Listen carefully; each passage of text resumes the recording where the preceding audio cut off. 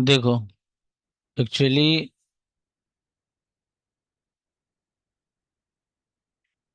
FM में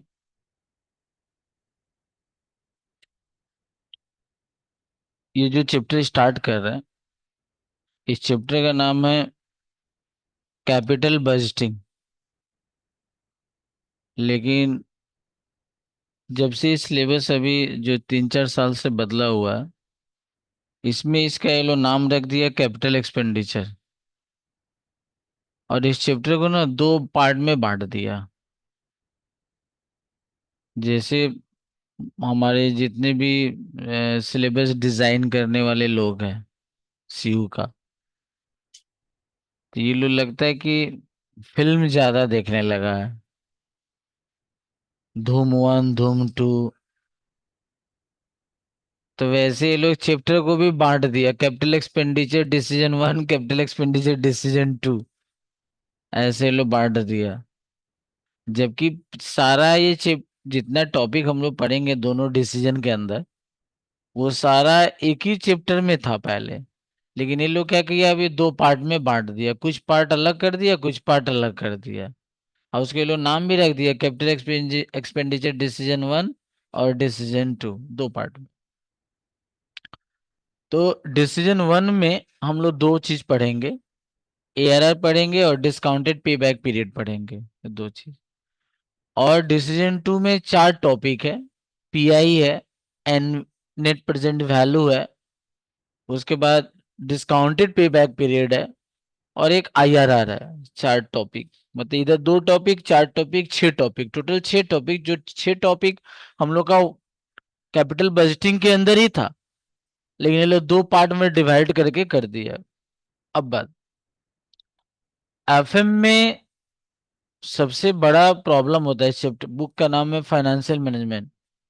मतलब एक बिजनेस के अंदर जो हम लोग रिसोर्सेस कलेक्ट करते हैं, जो हम अपने पास पैसा लाते हैं, चाहे वो इंटरनल सोर्स से लाएं या एक्सटर्नल सोर्स से लाएं, जहां से भी लाएं, तो हम उसका कैसे यूज करें। आप देखोगी, हम लोग जब क्लास 12 में रहते हैं तो बिजनेस स्टडी में पार्ट बी में ये चैप्टर है फाइनेंशियल मैनेजमेंट। अब देखोगी, और इस चैप्टर से 10 मार्क्स का स्कोरिंग होता है। और वहां पे बिजनेस स्टडी में यही बताया गया है कि हम अपने रिसोर्सेज का, अपने फंड का प्रॉपर यूज कैसे करें। अब पूरा देखा जाए तो इस एफएम का, उस फोन रख देना बाबू, बच्चा लोग फोन नहीं लेता है। और इस उस पूरे वो मतलब बिजनेस स्टडी के उस छोटे से चैप्टर में पूरे समझाने का ये कोशिश किया गया कि हम अपने फंड को, हम अपने रिसोर्सेज का कैसे सही तरीके से यूज करें। तो कोई बहुत सारा बच्चा बोलता है कि सर ये सब्जेक्ट क्या है, तो actually part of cost, cost का पार्ट है। आप देखोगे, अब जो सेकेंड सेमेस्टर या फोर्थ सेमेस्टर था उसमें नाम भी था कॉस्ट एंड फाइनेंशियल मैनेजमेंट। तो ये एफएम ये कॉस्ट का ही पार्ट है। और मेरे ख्याल से जितने भी चैप्टर है बहुत हार्ड नहीं है, अच्छे चैप्टर्स है, स्कोरिंग चैप्टर्स है। हम तो बोलेंगे अकाउंट से ज्यादा स्कोरिंग है, लेकिन बाकायदे अगर आप जैसे जो जो चैप्टर पढ़ते जा रही है उसका थ्योरी भी अगर ढंग से आप नोट बना के अगर करते जाओ, तो वो काफी। दूसरा बात कि एफएम में वही बच्चा फेल करता है जो जिसको फॉर्मूला लर्न नहीं है। ये फॉर्मूला बेस्ड बुक है। और एक ही दो ऐसे चैप्टर है जो फार्मूला बेस्ड नहीं है, बाकी सारे चैप्टर में फार्मूला बेस्ड है। तो अगर वो फार्मूला अगर आपको लर्न नहीं हुआ, लर्न तभी होगा जब प्रैक्टिस होगा, और नहीं तो वो आपको गंडगोल कर देगा। तो हम लोग चालू कर रहे हैं कैपिटल एक्सपेंडिचर डिसीजन 1। आज हम लोग चालू कर रहे हैं।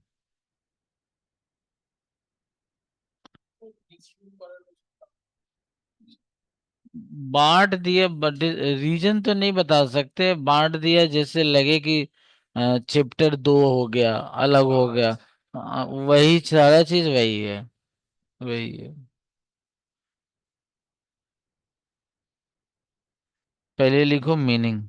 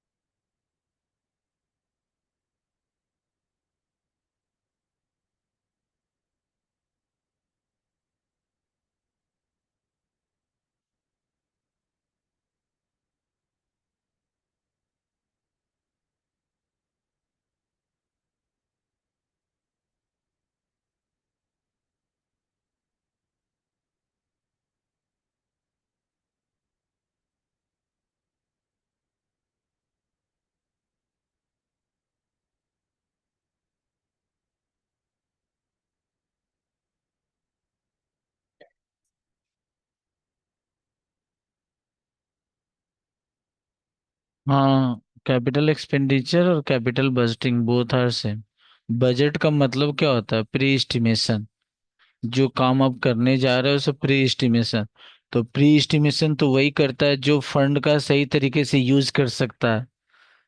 आपके पास सोर्स कहाँ से आएगा, कैसे आएगा, उसका कहाँ यूटिलाइज करना है, दैट इज द कैपिटल। उसी को तो बोलते हैं फाइनेंशियल मैनेजमेंट।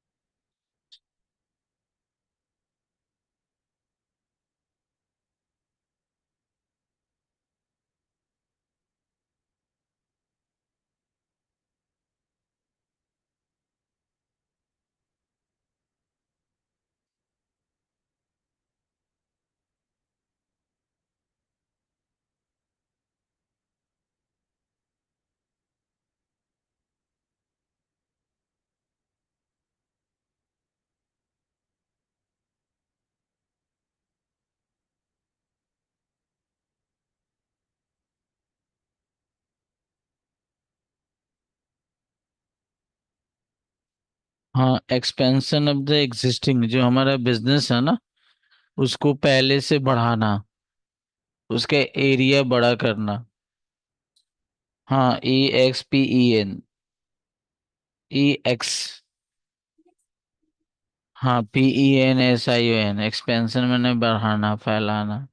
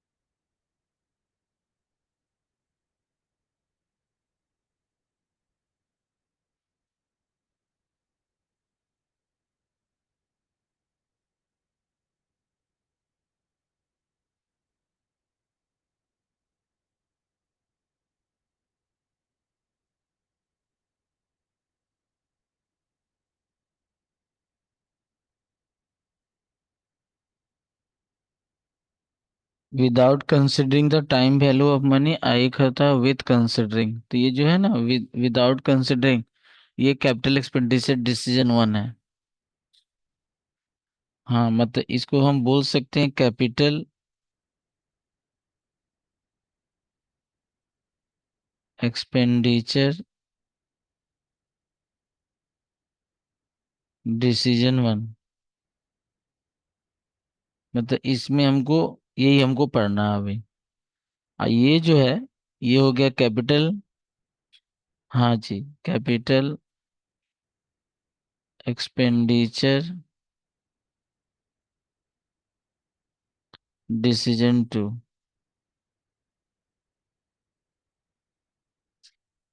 देखो, कैपिटल एक्सपेंडिचर डिसीजन वर्ड हम लोग सुने, कैपिटल एक्सपेंडिचर वर्ड सुने हैं, बता सकते हो कहाँ? ये कैपिटल एक्सपेंडिचर वर्ड कहाँ सुने हैं? याद है, कहीं कहीं सुने थे, कहीं रास्ता में? बहुत बहुत दूर का, बहुत दूर का जर्नी है, हम लोग बहुत दिन से कॉमर्स में चल रहे हैं।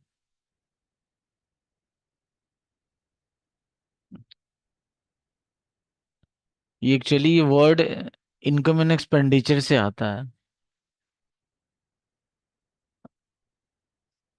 जब हम लोग एनटीओ, नॉन प्रॉफिट कंसर्न का जब सम्स पढ़ते हैं, तो उसमें बोला नहीं जाता है expenditure are two types, capital expenditure, revenue expenditure, capital receive, revenue receive. Capital expenditure का मतलब क्या होता है? Machine purchase capital expenditure, building purchase capital expenditure, furniture purchase capital expenditure, motor car purchase capital expenditure. लेकिन rent paid revenue expenditure, salary pay revenue expenditure, wages paid revenue expenditure, interest paid revenue expenditure. तो हम लोग start कर रहे हैं इस इसको दो पार्ट में डिवाइड कर रहे हैं।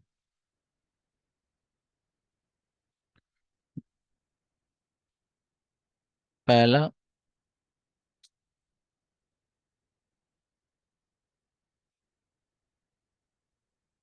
पे बैक पीरियड मेथड,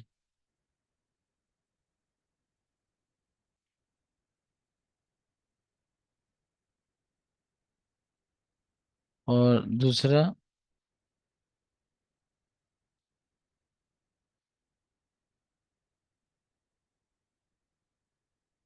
अकाउंटिंग और एवरेज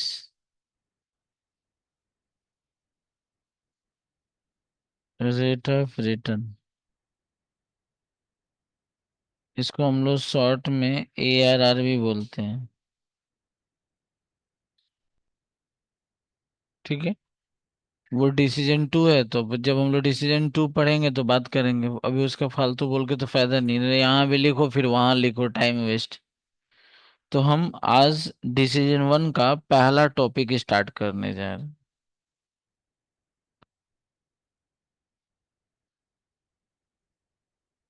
अगर आपसे कोई पूछे सिंपल भाषा में कि कैपिटल एक्सपेंडिचर का मतलब क्या होता है, कैपिटल एक्सपेंडिचर डिसीजन का मतलब क्या होता है, तो आप उसको बहुत आराम से प्यार से समझाओ कि हम अपना पैसा कहाँ लगाएं, हम अपना पैसा किस जगह पे इन्वेस्ट करें। हम पैसा अपना उस जगह पे इन्वेस्ट करेंगे जहां मेरा रिटर्न ज्यादा होगा, जहां मेरा पैसा लगा हुआ जल्दी रिकवर हो जाएगा। हम उसी जगह पर अपना पैसा क्या करेंगे, इन्वेस्ट करेंगे। बहुत आदमी देखते हो नहीं बोलते हैं, जानते हो, हम 1 लाख लगाए थे ना, मेरा 1 लाख जो लगाए थे वो निकल गया, उससे अब ज्यादा आ रहा है। नहीं, इसका मतलब उसने अपने जिस प्रोजेक्ट में पैसा लगाया, जैसे मान लो हम एक जगह लिए और उस जगह पर एक बिल्डिंग डेवलप डेवलप किए, क्यों? हम बेचेंगे। इस काम के लिए हम 20 लाख रुपए लगाए, और जानते हो पूरे प्रोजेक्ट को बेच बाच के हमारे पास 40 लाख रुपए आया। तो इसका मतलब क्या, हमने जो पैसा लगाया वो रिकवर हो गया, और एक्सेस मनी कितना हुआ, 20 लाख। तो हम उसी जगह अपना पैसा इन्वेस्ट करेंगे जहां पर मेरा रिटर्न कम समय में और ज्यादा है। ये capital expenditure decision. Capital expenditure decision का मतलब लायबिलिटी नहीं होता, कैपिटल एक्सपेंडिचर डिसीजन का मतलब हम अपने पैसा को किस प्रोजेक्ट में लगाएं। हम अपने पैसा को उसी प्रोजेक्ट में लगाएंगे जहां पर हमको रिटर्न, जो प्रोजेक्ट ज्यादा देगा। जाओ ना, आप कर दो। समझ में आया तो बात। तो कैपिटल एक्सपेंडिचर डिसीजन का मतलब हम पैसा को वहीं उसी जगह पर लगाएंगे जहां मेरे को रिटर्न ज्यादा मिलेगा और कम समय में हमारा पैसा क्या होगा, रिकवर हो जाएगा। ऊपर बा, ऊपर ऊपर, हाँ यस।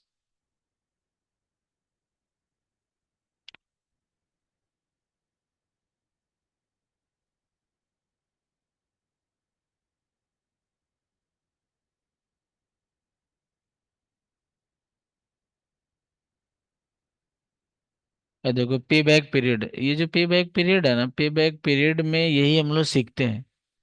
हम लोग यही चीज सीखते हैं कि जो हम पैसा लगा रहे हैं वो पैसा कितने समय में मेरा रिटर्न आ जाएगा।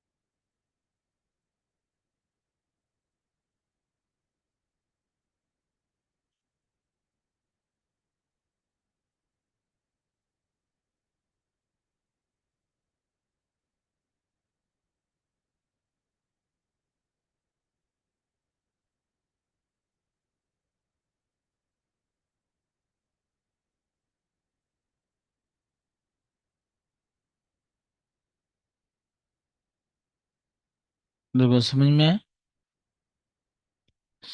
It is the length of time the project takes to pay initial investment back to the firm.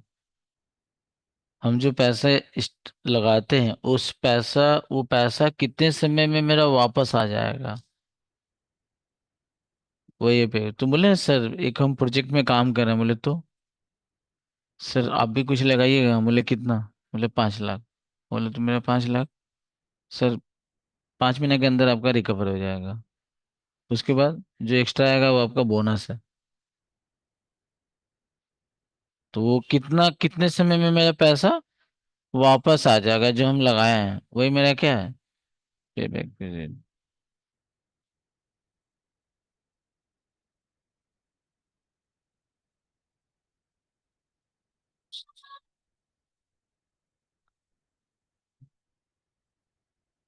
हाँ हाँ।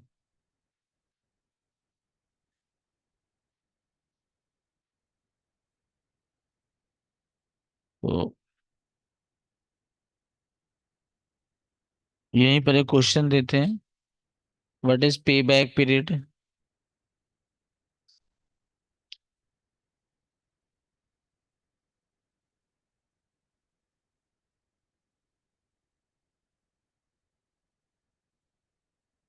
ये तुम्हारा काम है, आज जाके कॉपी आंसर कॉपी कर लेना।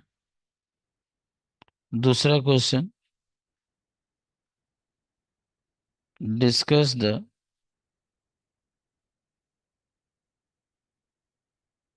मेरिट एंड डीमेरिट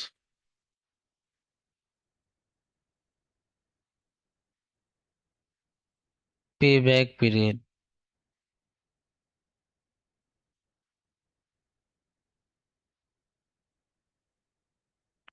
इसका मेरिट क्या है और डीमेरिट क्या है पे बैक पीरियड।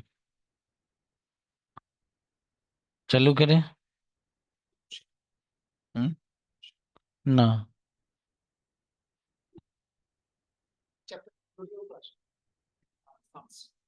सम्स सम्स तो 100% रहेगा, थ्योरी रहे या ना रहे, क्योंकि थ्योरी के और भी चैप्टर्स है। लेकिन मान लो दे दिया तब, तो इसलिए बोले कर लो। हाँ, एक छोटा सा पहले कंसेप्ट देते हैं, उसके बाद हम लोग चलते हैं सम्स में। सेल, सेल से हम लोग वेरिएबल कॉस्ट हटा देंगे।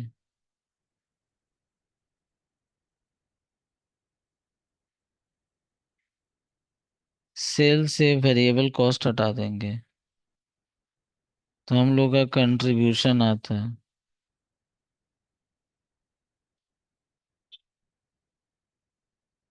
और आपको मालूम है सेल में क्या क्या चीज होता है?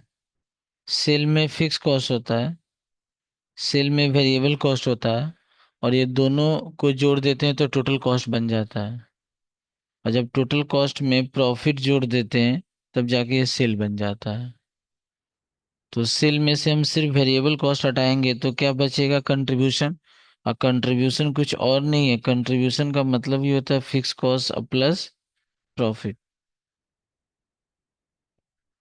अच्छे, उसके बाद हम यहाँ से फिक्स कॉस्ट भी हटा देंगे।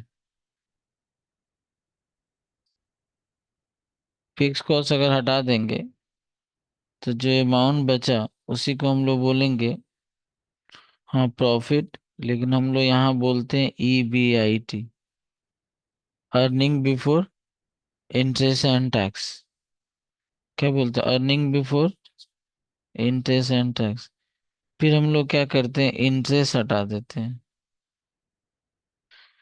इंटरेस्ट भी हटा देंगे। तो इंटरेस्ट जैसे हटा देंगे, तो जो अमाउंट हम लोग का बचा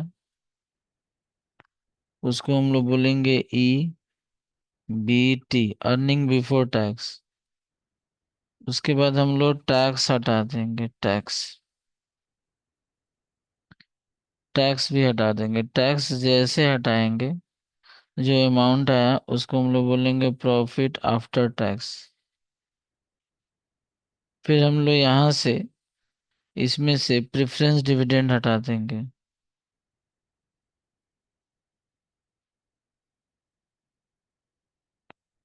प्रेफरेंस डिविडेंड हटा देंगे।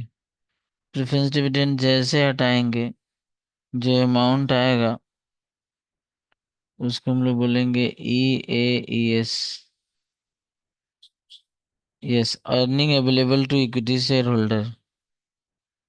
फिर यहाँ से लेस इक्विटी डिविडेंड हटा देंगे।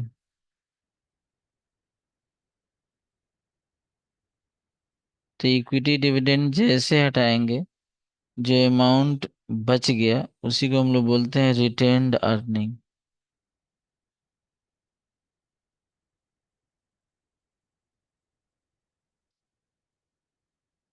या इसी को हम लोग बोलते हैं amount transfer to general reserve. इसी को बोलते हैं amount transfer to general reserve. हो गया। EAES, earning available to equity shareholder, earning available to equity share holder.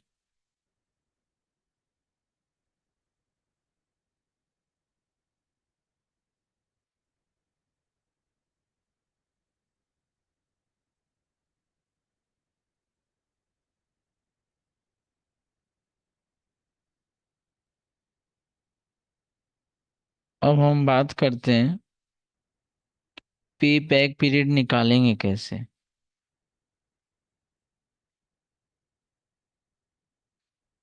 Exam में इतना सुंदर से बताते हैं, लेकिन फिर भी लास्ट टाइम तक सब परेशान करता रहता है। पूरा FM। इसमें दो तरह का ही सम्स आता है, पे बैक पीरियड का सवाल दो तरह का। एक ऐसा पे बैक पीरियड का सवाल जिसमें एक ही साल का प्रॉफिट रहता है, तो उसका अलग फॉर्मूला है। और एक ऐसा पे पीरियड का सवाल जिसमें एक से अधिक साल का प्रॉफिट रहता है, 2 साल, 3 साल, 4 साल, 5 साल, 6 साल, तो उसका अलग फॉर्मूला है। समझ में आया बात? दो तरह का सम्स है, हम लिख देते हैं, 1 साल का प्रॉफिट, एक से अधिक साल। बहुत आदमी एक आदमी से ही लात खाता है, बोलते हमको घर में कोई नहीं मारता लेकिन वो जरूर मारेगा। अब बहुत आदमी देखो हर सबसे लात खाता रहता है, कॉलेज में भी लात खाता है, घर में भी लात खाता है, दोस्त लोग से भी लात खाता है। बहुत आदमी बोलता है हमको ढोलक समझ लिया, जो मन जो पीट देता है।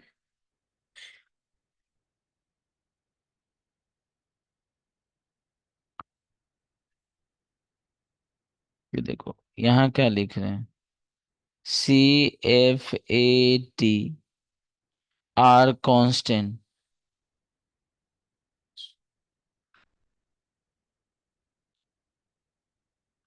CFT आर कांस्टेंट हो गया। लिख देते हैं यहाँ पर, cash inflow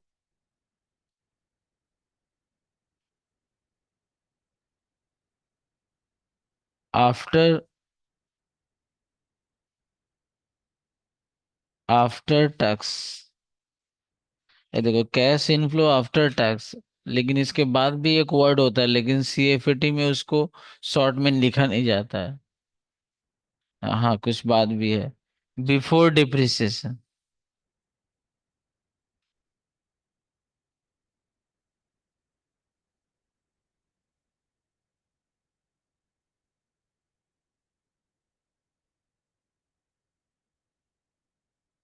cash inflow after tax before depreciation.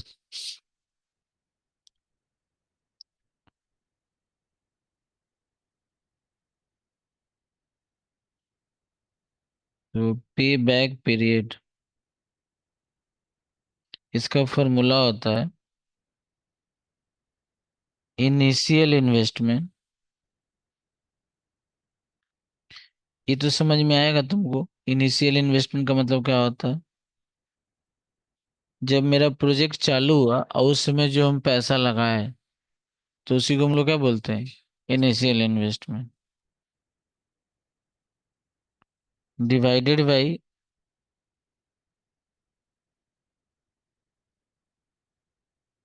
Constant CFAT। क्या लिखा है, कांस्टेंट CFAT। अब हाँ हाँ, अब जानते हो CFAT निकालने का फॉर्मूला होता है, क्या होता है जानती हो? PAT मतलब प्रॉफिट आफ्टर टैक्स, जो तुमको ऊपर लिखा है ये देखो, पहले तुमको ये निकालना पड़ेगा। निकाल ली? और जब ये निकाल ली तो उसमें डिप्रिसिएशन को जोड़ देंगे।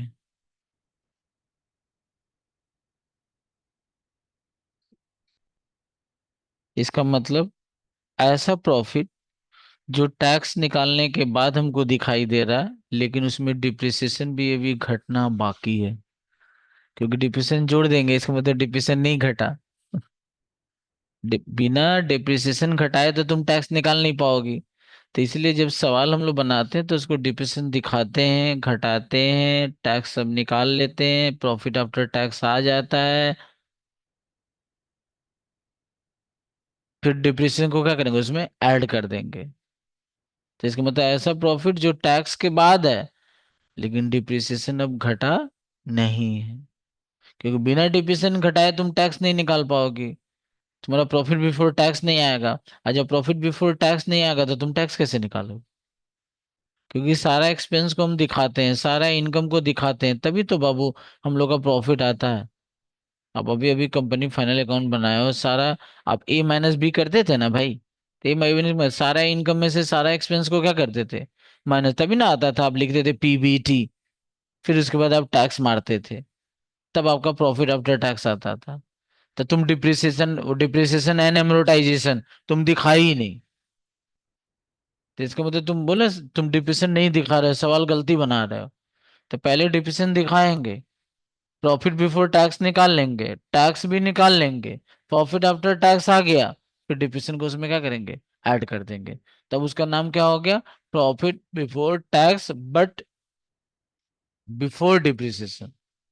बहुत लोग इसको बोलते हैं CBDIT। आपको वर्ड सब में मिलेगा ये सब, CBDIT, बहुत सारे ऐसे। ऐसा प्रॉफिट जिसमें ना तो इंटरेस्ट घटा है, ना उसमें टैक्स घटा है, ना ही डिप्रेशन घटा है।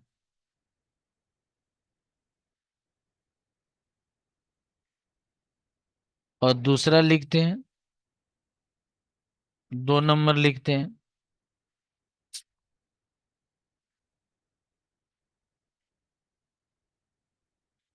CFAT are not constant.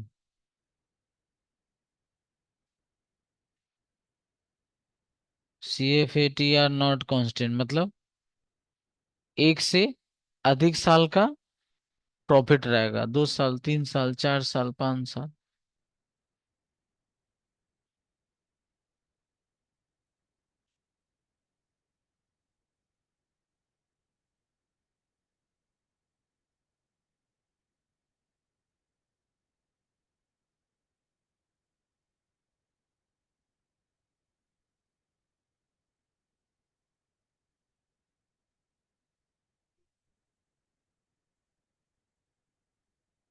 Some steps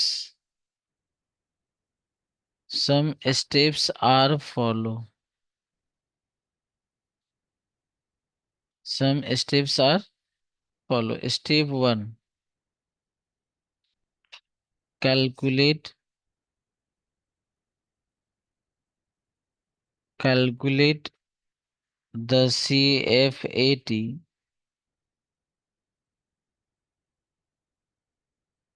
of each year।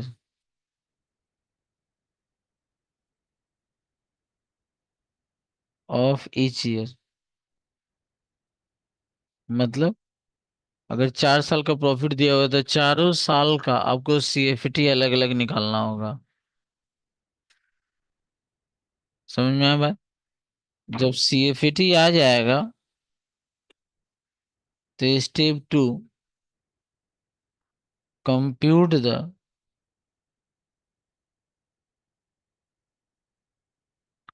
Compute the cumulative CFT।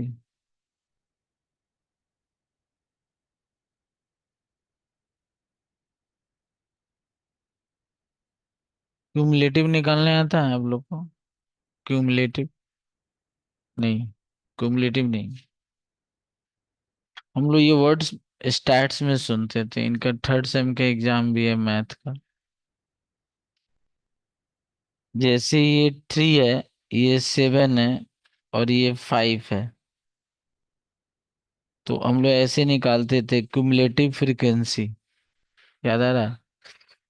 पहले 3 लिख देते थे, 3 और 7, 7 और 5।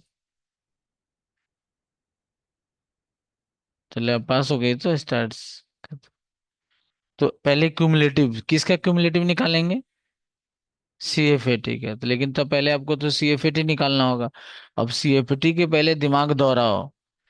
अभी तुम इधर फॉर्मूला लिखी हो कि बिना पैट का CFAT नहीं आता है, तो तुमको पैट भी निकालना होगा, उन्हें प्रॉफिट आफ्टर टैक्स निकालना होगा।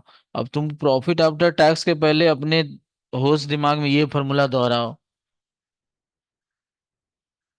सेल जानना होगा, वेरिएबल कॉस्ट जानना होगा, कंट्रीब्यूशन आएगा, इंटरेस्ट हटाना पड़ेगा। दिख रहे हो ना? ये सब हटाना होगा तब जाके आपका प्रॉफिट बिफोर टैक्स आता है, फिर टैक्स हटाना होगा तब आपका क्या आएगा, पैट आएगा। समझ में आ रहा बात ना? तो ये सारा दिमाग में चलते रहना चाहिए बात।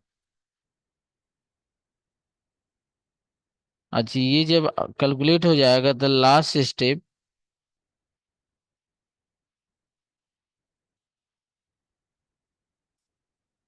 Apply formula.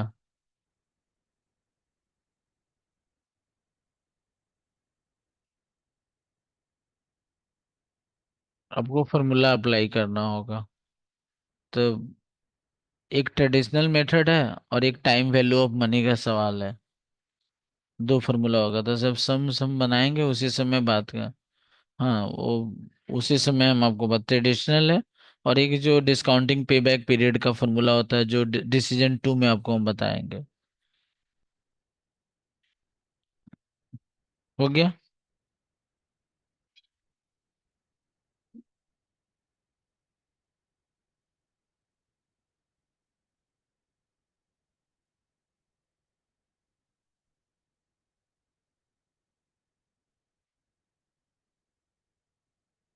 स्टार्ट करें।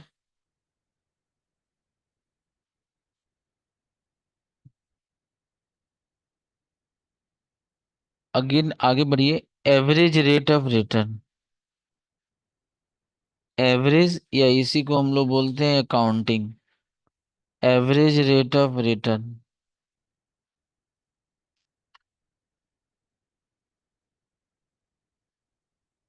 Average rate of return.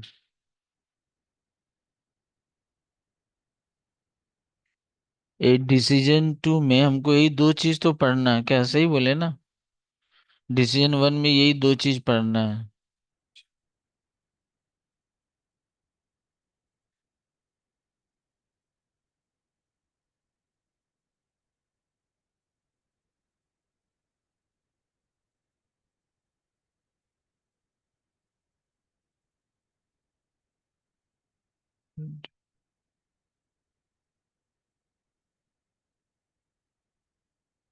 नाश्ता कर लिया केक से?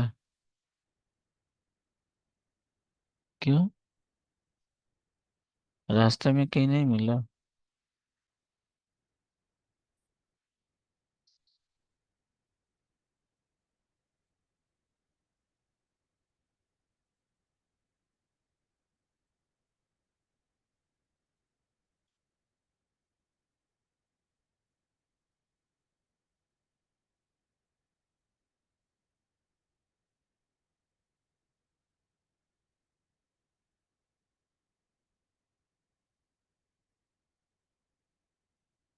देखो, it is a ratio between the average earning after tax average, भाई सही बात है।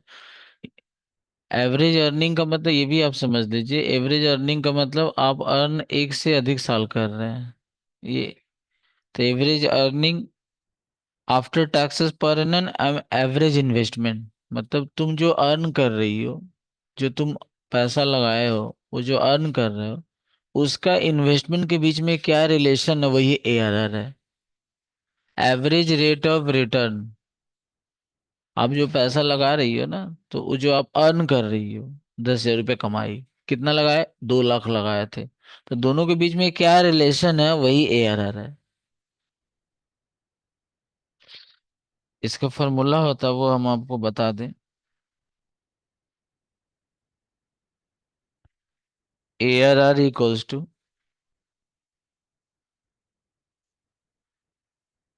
Average EAT. ईएटी का फुल फॉर्म तो मालूम ही है, अर्निंग आफ्टर टैक्स। या इसको ईएटी की जगह पीएटी भी बोल सकते हैं। प्रॉफिट या अर्न, दोनों एक ही चीज है। एवरेज करना होगा, एवरेज समझ में आया? सब साल के प्रॉफिट को जोड़ के क्या करना होगा? डिवाइड करना होगा।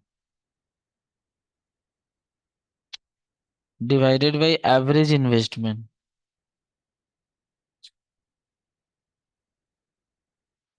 Into 100।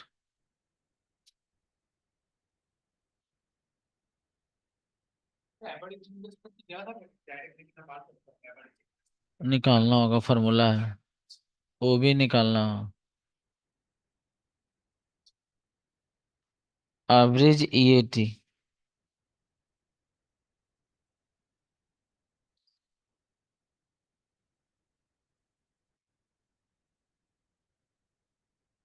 Total EAT divided by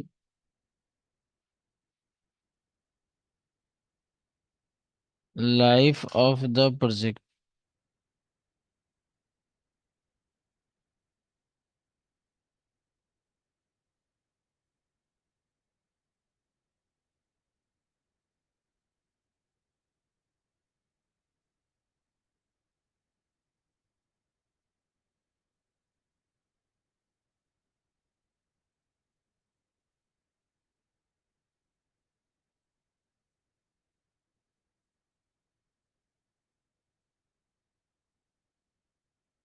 average investment.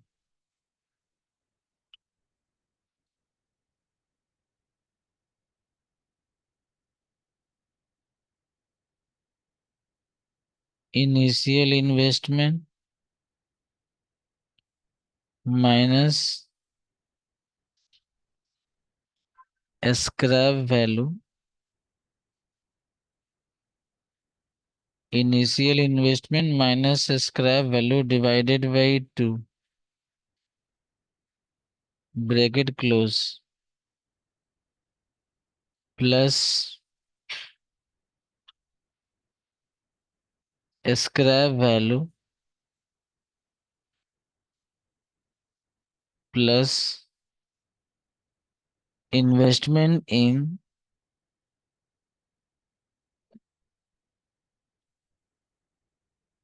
In net working capital.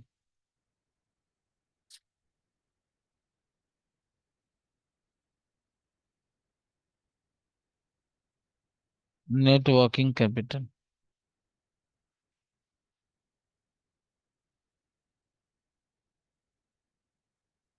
ये तो तुमको ऊपर ऊपर वाला शायद मेरे ख्याल से डेप्रिसिएशन में ये फॉर्मूला यूज करते हो, cost of machine minus scrap value divided by life. लेकिन एवरेज है ना, इसीलिए इसको दो से ही डिवाइड करते हैं, दो से ही डिवाइड करना है। दो से।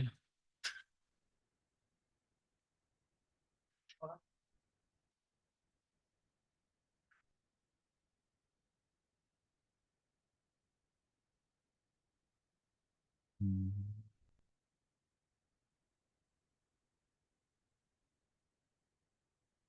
हम्म।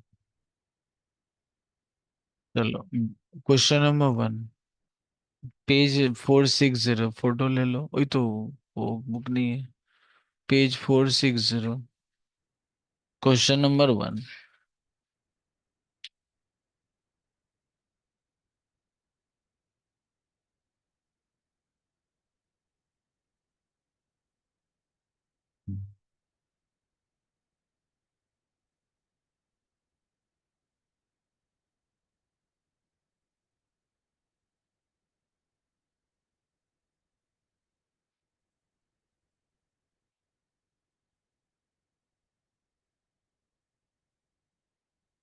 क्वेश्चन नंबर 1, ले ली फोटो।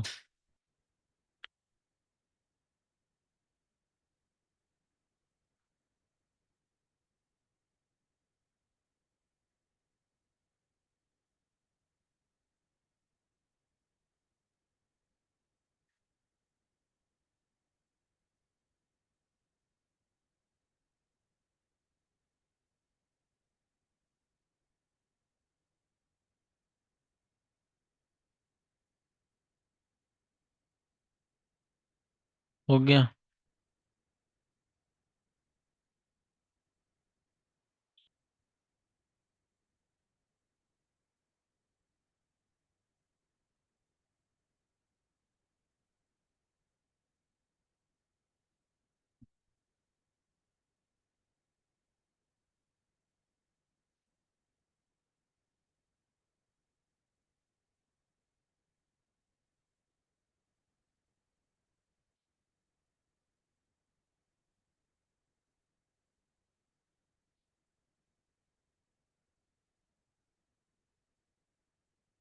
हो गया।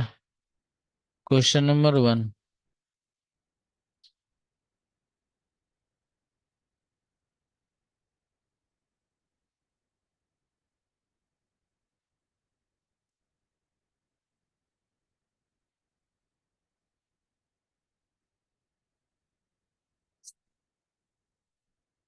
चलो, कैसा पढ़ो 1 नंबर।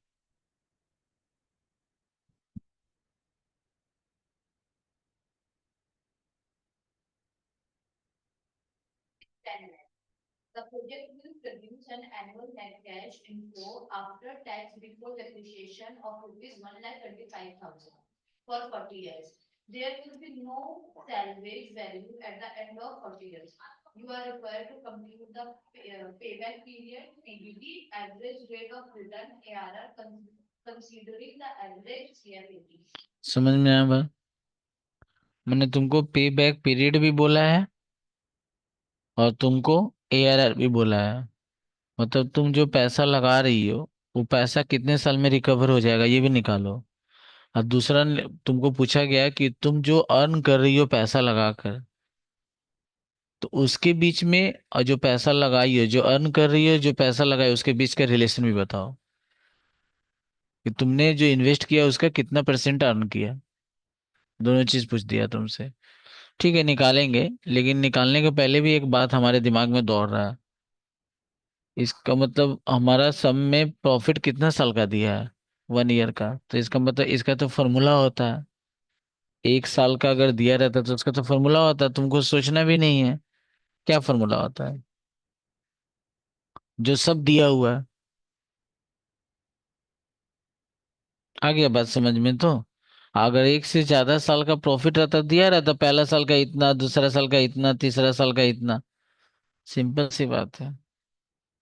वो 14 साल का मतलब जो तुम पैसा लगाई हो वो 14 साल के लिए लगाई है। तो तुम्हारा पैसा क्या 14 साल के बाद रिकवर होगा? 14 साल पर रिकवर होगा, 14 साल के अंदर रिकवर होगा। ये है डिस्काउंटेड मैंने पे बैक पीरियड। तो देखो पहले क्या क्या दिया हुआ हम उसको लिखेंगे। पहले ये लिखेंगे, स्क्रैप वैल्यू डेप्रिसिएशन में नहीं सुने हम लोग? चलो लिखते हैं इनिशियल इन्वेस्टमेंट।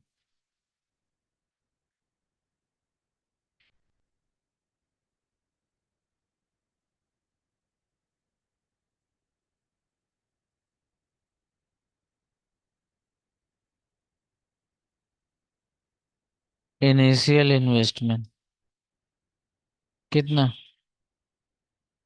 10 लाख। उसके बाद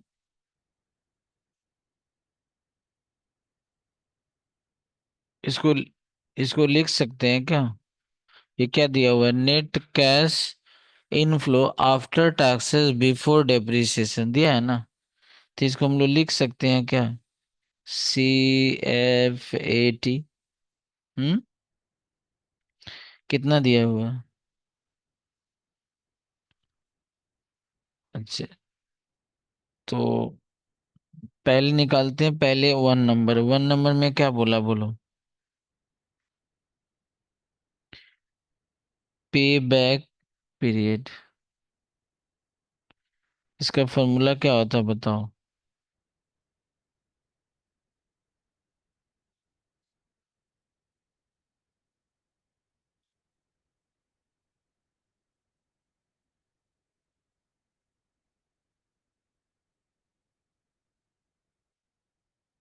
initial investment divided by constant CFAT। तो इनिशियल इन्वेस्टमेंट कितना है और CFAT कितना है?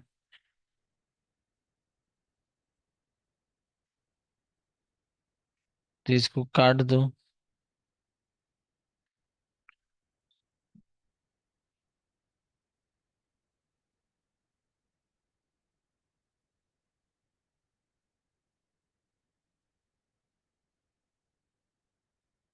इसका मतलब 14 साल के लिए तुम पैसा लगाई हो, लेकिन तुम्हारा पैसा कितने साल में रिकवर हो जाएगा? इसका मतलब 8 साल के बाद जो भी है वो सरप्लस पीरियड है तुम्हारा। हाँ आगे पूछता है सरप्लस पीरियड बताओ। तब मतलब, हाँ इसका मतलब life of the project minus पे बैक पीरियड, सरप्लस पीरियड आ जाएगा। हाँ आगे है सवाल सब। और एक तो निकाल लो। 2 नंबर में क्या पूछा है?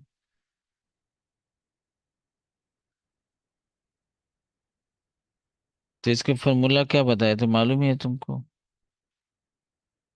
क्या क्या लिखाए थे? Average EAT. लेकिन एवरेज ईएटी तो नहीं निकालोगे, तो इसीलिए इस सवाल कम नहीं बदमाश है, वो बोल दिया कि एवरेज CFAT। तो एवरेज CFAT। तो यहीं पर हम लिख देते हैं, हम इधर उधर ना लिख के यहीं पर लिख देते हैं। अगर मान लो कई साल का प्रॉफिट नहीं दिया हुआ और तुमको अगर ARR निकालना है, तो यहाँ पर क्या कर दोगी? यहाँ पर लिख दोगी average CFAT divided by average investment.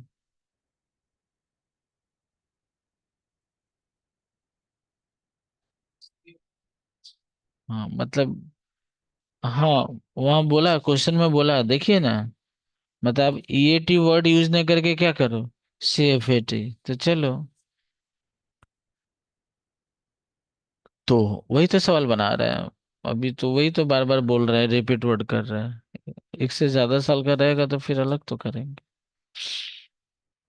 हो गया, चालू किया जाए। हाँ वही तो, हम तो इसीलिए वहीं लिखे, हम इधर उधर ना लिखे।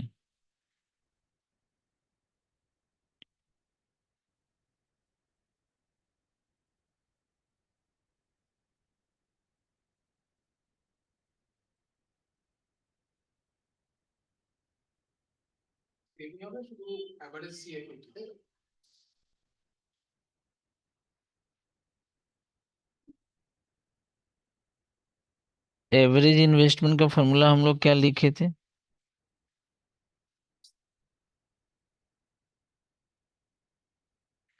इनिशियल इन्वेस्टमेंट, तो इनिशियल इन, हाँ परसेंटेज में। इनिशियल इन्वेस्टमेंट कितना था बताइए?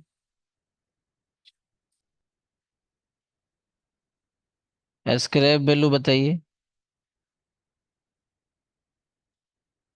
Divided by 2। उसके बाद प्लस क्या बोले बताइए? नहीं दिया। फिर इन्वेस्टमेंट इन नेट वर्किंग कैपिटल कितना दिया हुआ? नहीं दिया हुआ।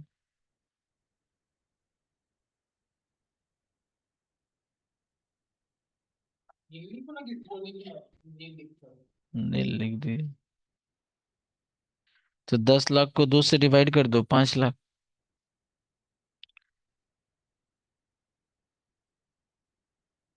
अब देखो कैसा, एवरेज इन्वेस्टमेंट हम लोग को पता चल गया। परसेंटेज बनाने के लिए 100 से मल्टीप्लाई। और एवरेज CFET तो जो तुमको बचपन से ही पता है, कितना?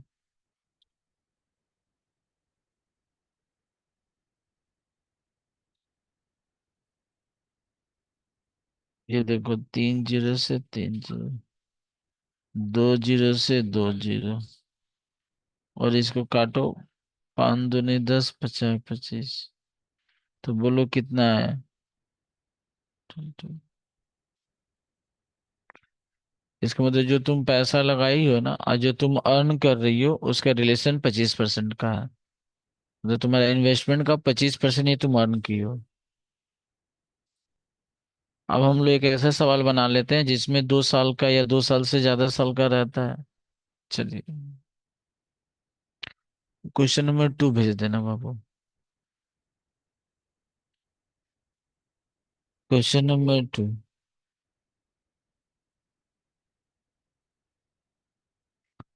Question number 2। हाँ,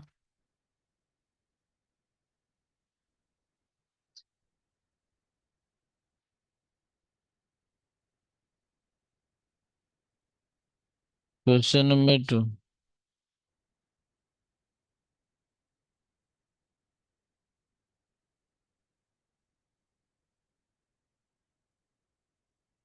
क्वेश्चन नंबर 2। तुमको बोला है सिर्फ पे बैक। क्वेश्चन नंबर 2 में ARR नहीं बोला, क्वेश्चन नंबर 2 में बोला है कि पे बैक पीरियड निकालो। पे बैक पीरियड निकालो। और हम लोग को जानते हो क्या बोल दिया? पे बैक पीरियड दोनों मेथड से निकालो, ट्रेडिशनल मेथड से भी निकालो और discounted pay back period method. तो ट्रेडिशनल मेथड तो अभी हम बनाएंगे, लेकिन डिस्काउंटिंग मेथड अभी नहीं बताएंगे। क्योंकि जब हम लोग कैपिटल एक्सपेंडिचर डिसीजन 2 में जाएंगे, तो अभी हम तुमको बोले थे कैपिटल एक्सपेंडिचर डिसीजन 2 4 तरह का होता है। Discounted pay back period method, profitability index, net present value, internal rate of return. तो वहां ये अलग चीज हम सीखेंगे। तो इसलिए बोला है, लेकिन हम इसको इग्नोर कर रहे हैं, हम सिर्फ ट्रेडिशनल वाला ही बताएंगे। चलो, क्लियर। तो सबसे पहले हम लोग काम करते हैं, इस सवाल को स्टार्ट करने के पहले सबसे पहले डिप्रिसिएशन निकाल लेते हैं। और डिप्रिसिएशन का फॉर्मूला हम लोग जानते हैं। कॉस्ट ऑफ मशीन न लिख के लिखोगे initial investment.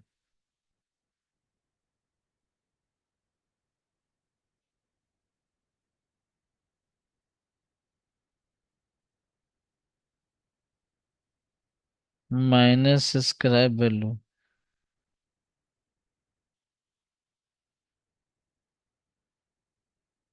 Divided by life of the project.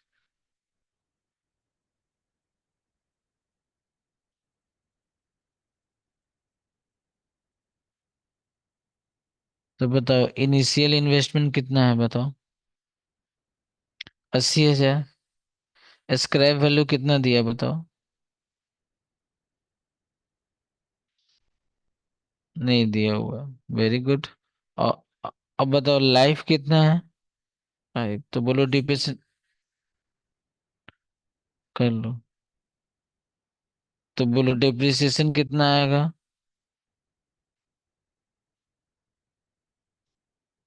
ये देखो डिप्रिसिएशन कितना आएगा, 16,000 आया।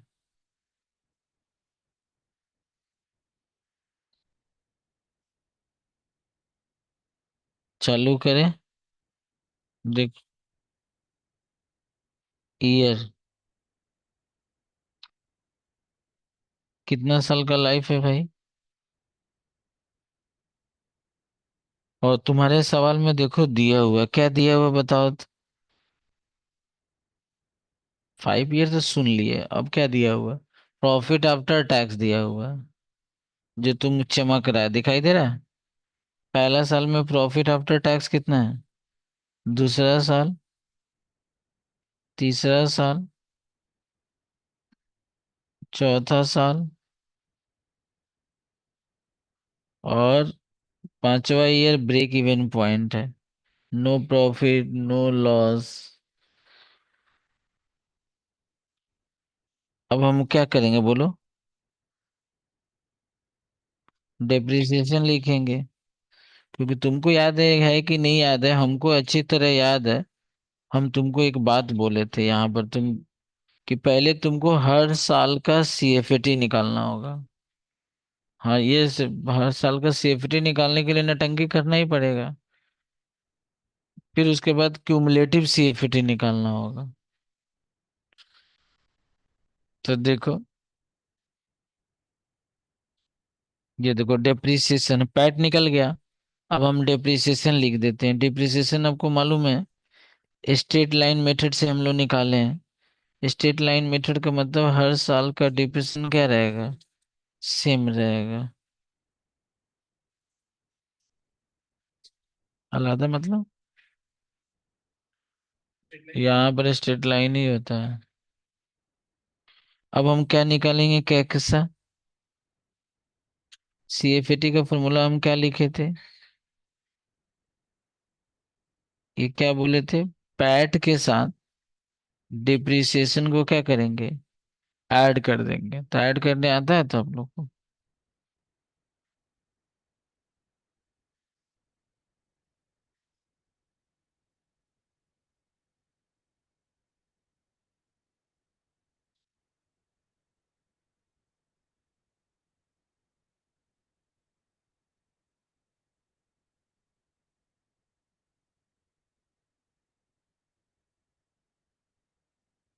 आ गया।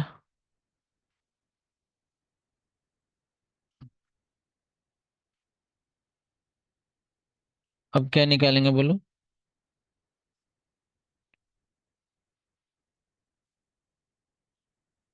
Cumulative CFT. पहला तो 22 शेयर लिख दें, क्या क्या किस्सा। पहला तो 22 शेयर लिख देते हैं। दूसरा क्या करेंगे, 22 शेयर में 30 शेयर क्या करेंगे। फिर बोलो। बोलो 40 शेयर ऐड करेंगे। फिर क्या करेंगे बोलो। 1 लाख। 1,24,000 होगा क्या। फिर क्या करेंगे?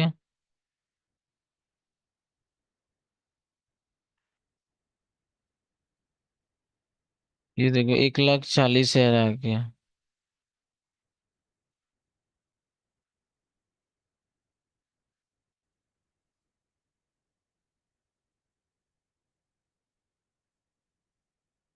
पे बैक पीरियड। और हम आपको पहले ही बता दिए कि ये जो हम निकालने जा रहे हैं कौन सा मेथड से।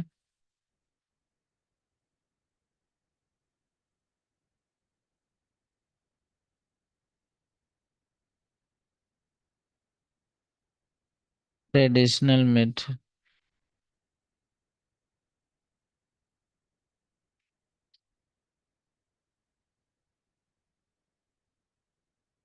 Anshu happy birthday.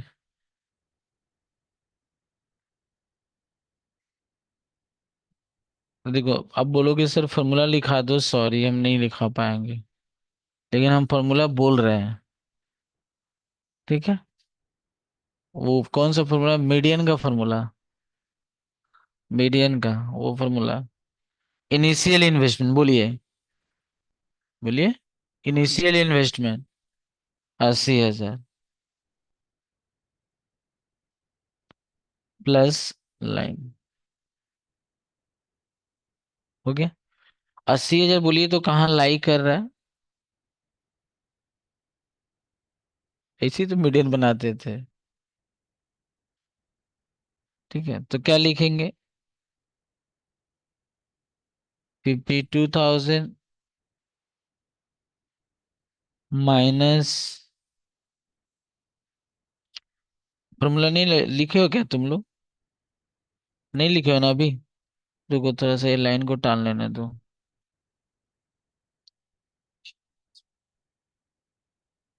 ये देखो। देखो तुम कितना इन्वेस्ट किए हो? 80,000। 80,000 तुमको रिकवर करने में 2 साल से ज्यादा समय लगेगा। देखो लाइन देखो। 2 साल से ज्यादा तो लिखो। 2 plus initial investment minus cumulative frequency of preceding class where initial investment lie. Cumulative frequency of preceding class where investment lie.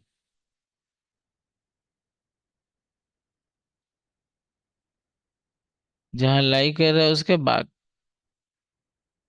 divided by cumulative frequency of succeeding class where n by 2 lie minus 52,000 into gap of the कौन वाला 52? ऊपर ऊपर वाला। नीचे वाला। जहां succeeding, जहां initial investment लाई हो रहा है उसका सक्सीडिंग वैल्यू। और into gap of the year. 1 साल, 2 साल, 3 साल, 4 साल, 5 साल, 6 साल। 1 साल का गैप और 1 साल। 2 साल में से 1 साल, 3 साल में से 2 साल।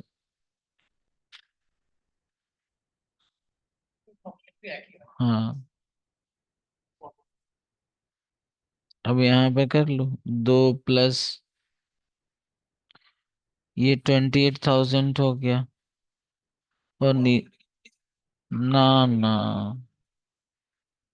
Gap of the year. ये देखो gap of the year, gap of the year.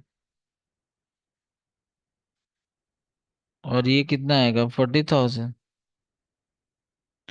Into.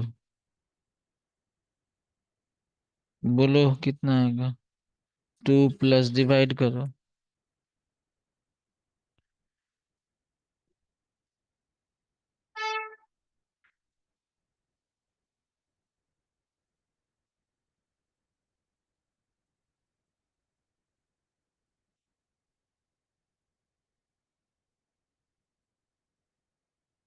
तुम ऐसे भी लिख सकते हो, यहाँ भी लिख सकते हो।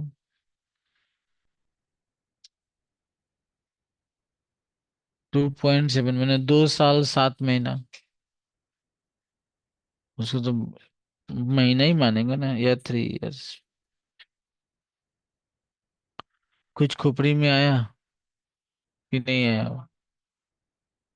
नहीं, वो तो डिसीजन 2 में कराएंगे, वो अभी नहीं बोल।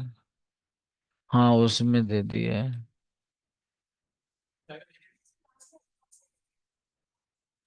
और लास्ट मतलब? हाँ। हाँ, अप्रॉक्स ले लिए।